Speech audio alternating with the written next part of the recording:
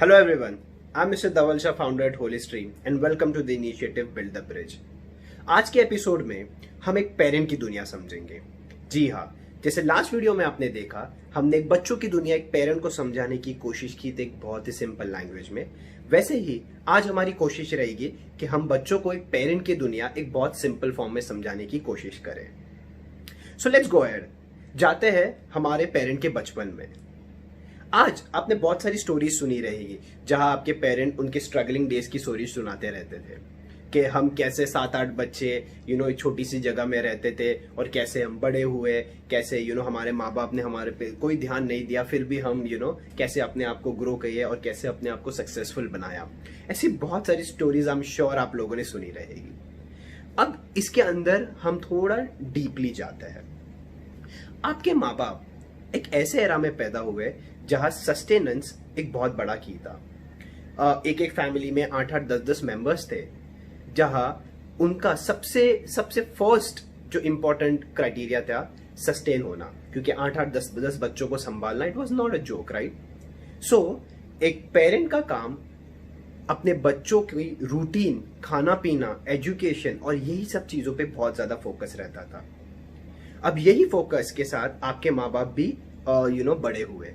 उन्होंने भी देखा कि हमारे माँ बाप ने हमारे खाने पीने पे और हमारे रूटीन में, हमारे एजुकेशन में और यही सब चीज पे फोकस किया और वही जोन को लेके हम बड़े हुए।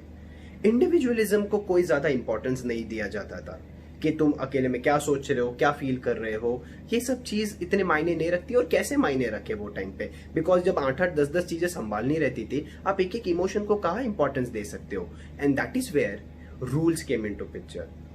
वो एक रूल्स ड्रिवन एरा था जहां because you have to handle इतनी सारी चीजें, तो एक सर्टेन सेट ऑफ रूल्स बनाए जाते थे और वही रूल्स के साथ आपके माँ बाप ने भी अपना बचपन निकाला। और रूल्स सही गलत, ये करना, ये नहीं करना, ये ना बोला तो नहीं होना चाहिए, ये बोला तो होना चाहिए, रिस्पेक्ट करना, ये सब अलग अलग सेट ऑफ रूल्स काफी डिफाइन हुए थे। अब जैसे आपके माँ बाप छोटे थे वो टाइम पे, उनको ऐसे इंडिविजुअलिस्टिक थिंकिंग तो कुछ था नहीं। सो वो हिसाब से उनका कंडीशनिंग हुआ। जैसे हमारा कंडीशनिंग हम लोग ने लास्ट वीडियो में बात की कि कैसे अलग अलग पैरामीटर्स से हो रहा है, वैसे उनका भी कंडीशनिंग हुआ। So because they are also finally humans, right? अब वो कंडीशनिंग के साथ वो लोग बड़े हुए। अब वो कंडीशनिंग में और भी अलग अलग पैरामीटर्स आ गए। सोसाइटी एक बहुत बड़ा रोल प्ले कर रहा था। सोसाइटी में अपना इंप्रेशन, सोसाइटी में हमारी इज्जत, ये सब चीज भी बहुत ज्यादा मायने रखती है। शादी and all the next set of how rules and regulation जो सोसाइटी ऑपरेट करती है। सो अगेन इंडिविजुअलिस्टिक थिंकिंग को इंपॉर्टेंस कंप्लीटली नहीं दिया गया। अब इंटरेस्टिंग क्या हुआ देखिए, आप पैदा हुए और आप एक डिजिटल स्पेस में पैदा हुए। डिजिटल स्पेस में पैदा होने के बाद बंदा बाहर जाने के बदले इंडिविजुअलिस्टिक स्पेस में ज्यादा रहने लगा। आज एक एक बच्चा जब टेक्नोलॉजी के सामने 5-5, 6-6, 7-7 घंटे रहता है, ऑफ कोर्स ही और she is spending more and more time with the technological space. अब इंडिविजुअलिज्म ग्रो होने लग गई। अब ये जो पेरेंट है, इनको समझिए, जब वो छोटे थे तब उनको कुछ अलग सिखाया गया और वही उसके साथ वो ग्रो हुए। अब सडनली जब उनके बच्चे हुए तब उनको ये बताया गया कि जो भी तुमको आता है वो गलत है, बिकॉज अब तुमको इंडिविजुअलिज्म पे फोकस करना है। अब पॉइंट ये है कि जिन पेरेंट को बचपन से अपने इमोशंस को दबाना सिखाया गया, इंडिविजुअल थॉट्स को एक्सप्रेस नहीं करना सिखाया गया, इंडिविजुअल थिंकिंग को सप्रेस करना सिखाया गया, उनको अब एक इंडिविजुअल थिंकिंग, इमोशंस को समझना एक्सपेक्ट किया जाता है। ये बहुत इंपॉर्टेंट और इंटरेस्टिंग है। आप सोचिए कि इवन आफ्टर 17-18 ईयर्स अगर मैं आपको बोलूं कि आपको suddenly now you have to change your thinking, do you think it's humanly possible? No, it is not, it is definitely not. आप 15-16 साल के हो तो भी नहीं है यार। ये तो माँ बाप ऑलरेडी 35-40 में पहुंच गए जहां उनका ऑलरेडी कंडीशनिंग था। अब सडनली उनको एक्सपेक्ट किया जाता है कि वो बदल दे। कोई भी माँ बाप ऑफकोर्स अपने बच्चों के लिए गलत नहीं चाहता। So lot of kids who think that their parents are thinking wrong about themselves and they don't understand. See, of course they don't understand you emotionally. They don't understand themselves also emotionally. वो आपको कैसे समझेंगे? Emotions और ये सब चीज ना तो वो लोग आफ्टर 35-40 देखते कि भाई मुझे ध्यान देना चाहिए। पहले तो उनको यही नहीं समझ में आता था या बताया गया था कि इमोशंस जैसी चीजों पे भी ध्यान देना जरूरी है। हम कभी कभी बहुत हार्श हो जाते हैं उन पे जब वो हमको समझते नहीं है।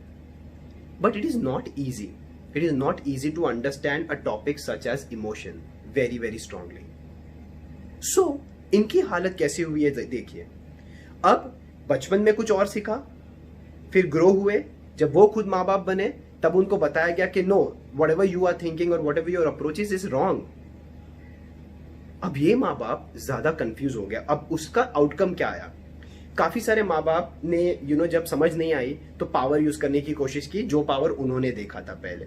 उन्होंने देखा कि पावर से सप्रेस किया जाता है, थिंकिंग को दबाया जाता है। That is what they try to do with their children also, and in most of the cases ये वर्क नहीं हुआ। वर्क कैसे नहीं हुआ? शायद उनको नहीं पता कि उनके बच्चे उनके सामने तो रिएक्ट नहीं करते, बट अंदर ही अंदर बच्चों के अंदर बहुत सारे चैलेंजेस आना शुरू हो गए। दूसरे माँ बाप है जो कंप्लीटली गिव अवे कर लेते हैं, जैसे मेरा बच्चा मतलब मैं समझ में ही नहीं आता, so let them do what they want because I can't connect with him और her. So they also have a certain challenge because एक बच्चे को जब माँ बाप की जरूरत पड़ती है वो कनेक्ट ही नहीं कर पाता। यही भी केस में कुछ माँ बाप कुछ करने की कोशिश करते हैं, बट कहाँ ना कहाँ उनका भी एक ईगो बैटल आ जाता है और उनको ये फील होता है कि दे जस्ट रॉन्ग। लाइक उनके दिमाग में ये आता है कि क्या हम कंप्लीटली गलत है, और वो फीलिंग सीप इन करना बहुत डिफिकल्ट हो जाता है उनके लिए। So they are fighting that individual egoistic battle, they are fighting their knowledge battle, जो उनको सिखाया गया वर्सेस जो उनसे एक्सपेक्टेशन है। They are in a lot of trouble guys. They are parents, okay? They try to do the best possible thing, but believe me, ये era में वो भी बहुत confused हो गए हैं। It is very difficult for them to understand क्या react करना, कैसे रिएक्ट करना, कौन सा सही कौन सा गलत, क्योंकि आज तो as most of the kids are so reactive, उनको ये भी नहीं समझ में आता है कि मैं ये बोलूंगा और ये रिएक्ट होगा तो शायद मेरे बच्चे के दिमाग में ये आएगा तो what will happen? They are scared. They are in a scared zone of parenting. And this is where it's very important कि हम थोड़ा उनकी स्पेस समझने की कोशिश करें। इट्स नॉट ईजी कि इमोशंस को समझना and expect that my parents should understand them. Now एक नेक्स्ट क्वेश्चन ये आता है, अगर उनको नहीं समझ में आता तो वो छोड़ दे। कैसे छोड़ दे? कि again it comes down to the same thing, right? उनको बचपन से यही सिखा गया था कि एज अ पेरेंट ये आपका रोल है, ये कनेक्शन है, ये ह्यूमन कनेक्शन है। सडनली कैसे छोड़ दे?